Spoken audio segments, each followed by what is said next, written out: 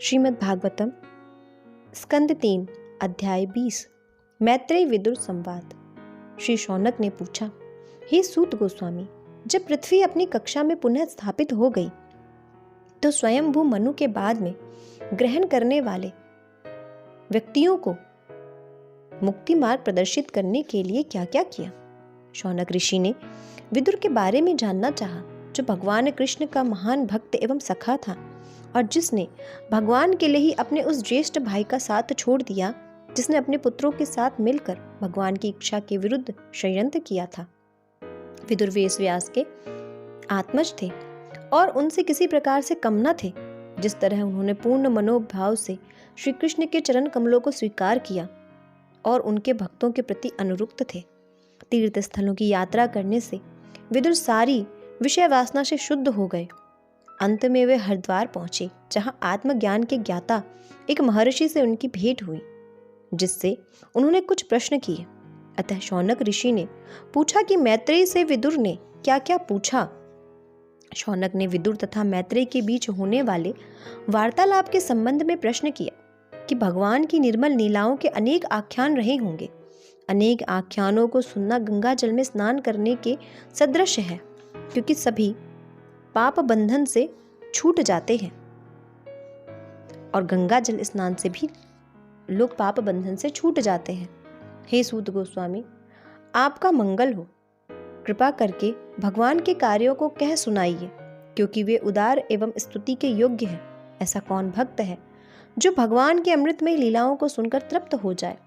नैमिषारण्य के ऋषियों द्वारा इस प्रकार पूछे जाने पर रोमहर्षण के पुत्र सूत गोस्वामी ने, जिनका मन भगवान की दिव्य लीलाओं में लीन था, कहा, अब मैं जो कहता हूं कृपया उसे सुनो। सूत गोस्वामी ने आगे कहा, भरत के वंशज विदुर भगवान की कथा सुनकर परम प्रफुल्लित हुए, क्योंकि भगवान ने अपनी दैवी शक्ति से शूकर का रूप धारण करके पृथ्वी को समुद्र के गर्भ से खेल खेल में ऊपर लाने की लीला तथा हिरण्याक्ष को उदासीन भाव से मारने का कार्य किया था।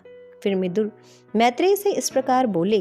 विदुर ने कहा, हे पवित्र मुनि, आप हमारी समझ में न आने वाले विषयों को भी जानते हैं, अतः मुझे बताएं कि जीवों के आदि जनक प्रजापतियों को उत्पन्न करने के बाद ब्रह्मा ने जीवों की सृष्टि के लिए क्या किया। विदुर ने पूछा, प्रजापतियों मरीचि तथा स्वयंभू मनु जैसे जीवों के आदि जनक ने ब्रह्मा के आदेश के अनुसार किस प्रकार सृष्टि की और इस दृश्य जगत का किस प्रकार विकास किया। क्या उन्होंने इस जगत की सृष्टि अपनी अपनी पत्नियों के सहयोग से की, अथवा वे स्वतंत्र रूप से अपना कार्य करते रहे, या कि उन्होंने संयुक्त रूप से इसकी रचना की। मैत्रेय ने कहा, जब प्रकृति के 3 तत्वों के संयोग का संतुलन जीवात्मा की अदृश्य क्रियाशीलता महाविष्णु तथा काल शक्ति के द्वारा विशुद्ध हुआ, तो समग्र भौतिक तत्व महत तत्व उत्पन्न हुए। जीव के भाग्य देव की प्रेरणा से रजोगुण महान प्रधान महतत्व से 3 प्रकार का अहंकार उत्पन्न हुआ। फिर अहंकार से 5-5 तत्वों के अनेक समूह उत्पन्न हुए।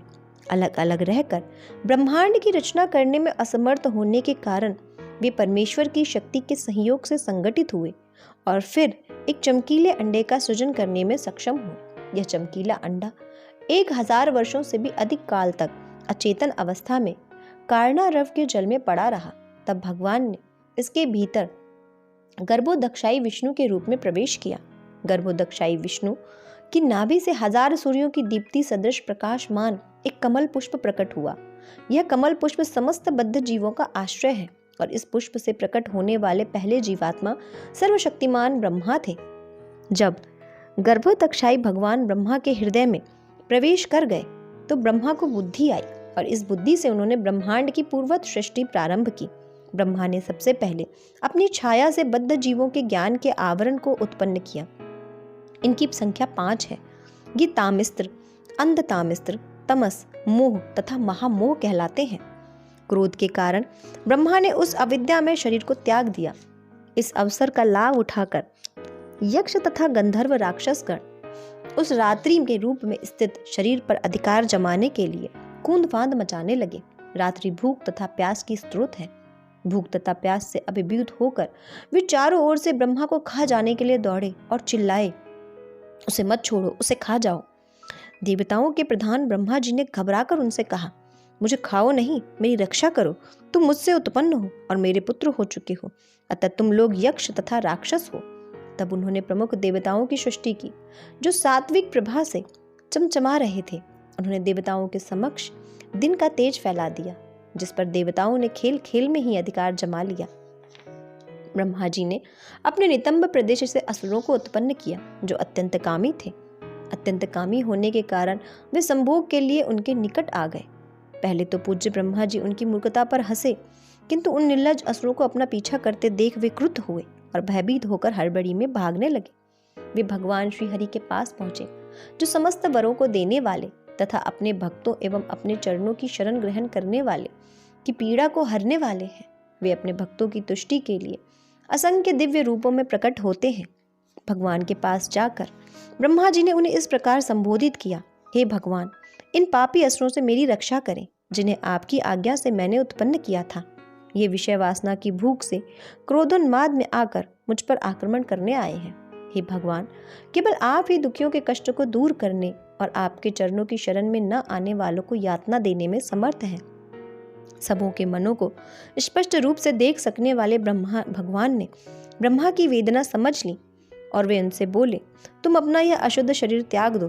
भगवान से आदेश पाकर ब्रह्मा ने अपना शरीर त्याग दिया। ब्रह्मा द्वारा परित्यक्त शरीर ने संध्या का रूप धारण कर लिया, जो काम को जगाने वाली और दिन रात की संधि वेला है।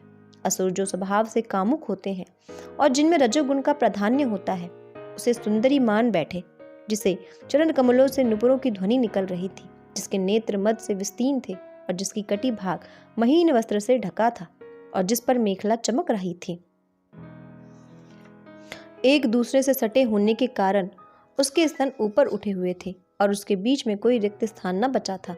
उसकी नाक तथा दांतों की बनावट सुंदर थी। उसके होठों पर आकर्षक हंसी नाच रही थी और वह असुरों को क्रीड़ापूर्ण चितवन से देख रही थी।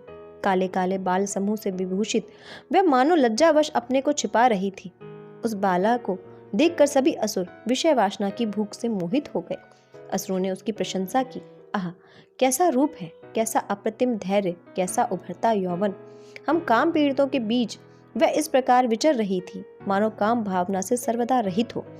तरुणी स्त्री के रूप में प्रतीत होने वाली संध्या के विषय में अनेक प्रकार के तर्क वितर्क करते हुए दुष्ट बुद्धि असुरों ने उसका अत्यंत आदर किया और उससे प्रेम पूर्वक इस प्रकार बोले, हे सुंदरी बाला, तुम कौन हो? तुम किसकी पत्नी या पुत्री हो? और तुम हम सबों के समक्ष किस प्रयोजन से प्रकट हुई हो? हम अभागों को तुम अपने सौंदर्य रूपी अमूल्य सामग्री से क्यों तरसा रही हो? हे सुंदरी बाला, तुम चाहे जो भी हो, हम भाग्यशाली हैं कि तुम्हारा दर्शन कर रहे हैं। तुमने गेंद के अपने खेल से हम दर्शकों के मन को विचलित कर दिया है। हे सुंदरी, जब तुम धरती से उछलती गेंद को अपने हाथों से बार बार मारती हो, तो तुम्हारे चरण कमल एक स्थान पर नहीं रुकते। तुम्हारे पूर्ण विकसित स्तनों के भार से पीड़ित तुम्हारी कमर थक जाती है और स्वच्छ दृष्टि मंद पड़ जाती है। कृपया अपने सुंदर बालों को ठीक से गूंथ तो लो।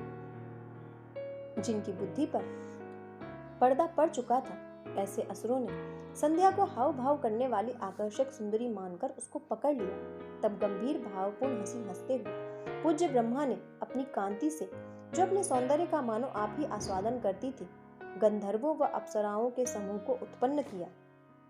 तत्पश्चात ब्रह्मा ने वह चांदनी सा दीप्तिमान तथा सुंदर रूप त्याग दिया और विश्वावसु तथा अन्य गंधर्वों ने प्रसन्नता पूर्वक उसे अपना लिया। तब पूज्य ब्रह्मा ने अपनी तंद्रा से भूतों तथा पिशाचों को उत्पन्न किया, किंतु जब उन्हें नग्न एवं बिखरे बाल वाले देखा तो उन्होंने अपनी आंखें बंद कर ली। जीवों के सृष्टा ब्रह्मा द्वारा उस अंगड़ाई रूप में फेंके जाने वाले शरीर को भूत पिशाचों ने उस शरीर को अपना लिया। इसी को निद्रा भी कहते हैं, जिसमें लार चू जाती है। जो लोग अशुद्ध रहते हैं उन पर ये भूत प्रेत आक्रमण करते हैं और उनका यह आक्रमण उन्माद कहलाता है। जीवात्माओं के सृष्टा पूज्य ब्रह्मा ने अपने आप को इच्छा तथा शक्ति से पूर्ण मानकर अपने अदृश्य रूप अपनी नाभि से साध्यों तथा पितरों के समूह को उत्पन्न किया। त्रिगण ने अपने अस्तित्व के स्रोत उस अदृश्य शरीर को स्वयं धारण कर लिया। इस अदृश्य शरीर के माध्यम से ही श्राद्ध के अवसर पर कर्मकांड में पटु लोग साध्यों तथा पितरों को पिंडदान करते हैं। तब दृष्टि से अदृश्य रहने की अपनी क्षमता के कारण ब्रह्मा जी ने सिद्धों तथा विद्याधरों को उत्पन्न किया और उन्हें अपना अंतर्धान नामक विचित्र रूप प्रदान किया। एक दिन समस्त जीवात्माओं के सर्जक ब्रह्मा ने जल में अपनी परछाई देखी और आत्म प्रशंसा करते हुए उन्होंने उस प्रतिबिंब से किन्नरों तथा किम पुरुषों की सृष्टि की। किम पुरुषों तथा किन्नरों ने ब्रह्मा द्वारा त्यक्त उस छाया शरीर को ग्रहण कर लिया, इसलिए वे अपनी पत्नियों सहित प्रत्येक प्रातःकाल उनके कर्म का स्मरण कर करके उनकी प्रशंसा का गान करते हैं। एक बार ब्रह्मा जी अपने शरीर को पूरी तरह फैलाकर लेटे थे। वे अत्यधिक चिंतित थे कि उनकी सृष्टि का कार्य आगे नहीं बढ़ रहा है, अतः उन्होंने रोष में आकर उस शरीर को त्याग दिया। हे विदुर, उस शरीर से जो बाल गिरे वे सर्पों से परिणित हो गए। उनके हाथ पैर सिकोड़ कर चलने से उस शरीर से क्रूर सर्प तथा नाग उत्पन्न हुए, जिनके फन फैले हुए थे। एक दिन स्वयं जन्मा प्रथम जीवात्मा ब्रह्मा ने अनुभव किया कि उन्होंने अपने जीवन का उद्देश्य प्राप्त कर लिया है। उस समय उन्होंने अपने मन से मनुओं को उत्पन्न किया, जो ब्रह्मांड के कल्याण कार्यों की वृद्धि करने वाले हैं। आत्मवान सृष्टा ने उन्हें अपना मानवीय रूप दे दिया। मनुओं को देखकर उनसे पूर्व उत्पन्न देवता गंधर्व आदि ब्रह्मांड के स्वामी ब्रह्मा की स्तुति करने लगे। उन्होंने स्तुति की, हे ब्रह्मांड के सृष्टा, हम प्रसन्न हैं। आपने जो भी सृष्टि की है वह सुंदर है। चूंकि इस मानवीय रूप में अनुष्ठान कार्य पूर्णतया स्थापित हो चुके हैं, अतः हम हवि में साझा कर लेंगे। फिर आत्मभूभू जीवित प्राणी ब्रह्मा ने अपने आप को कठोर तप, पूजा, मानसिक एकाग्रता तथा भक्ति तल्लीनता से सुसज्जित करके एवं निष्काम भाव से अपनी इंद्रियों को वश में करते हुए महर्षियों को अपने पुत्रों के रूप में उत्पन्न किया। ब्रह्मांड के अजन्मा सृष्टा ब्रह्मा ने इन पुत्रों में से प्रत्येक को अपने शरीर का एक एक अंश प्रदान किया, जो गहन चिंतन, मानसिक एकाग्रता, नैसर्गिक शक्ति, तपस्या, पूजा तथा वैराग्य के लक्षणों से युक्त था। इस प्रकार श्रीमद् भागवत के 3 स्कंद के अंतर्गत मैत्रेय विदुर संवाद नामक 20वें अध्याय के अनुवाद पूर्ण हुए।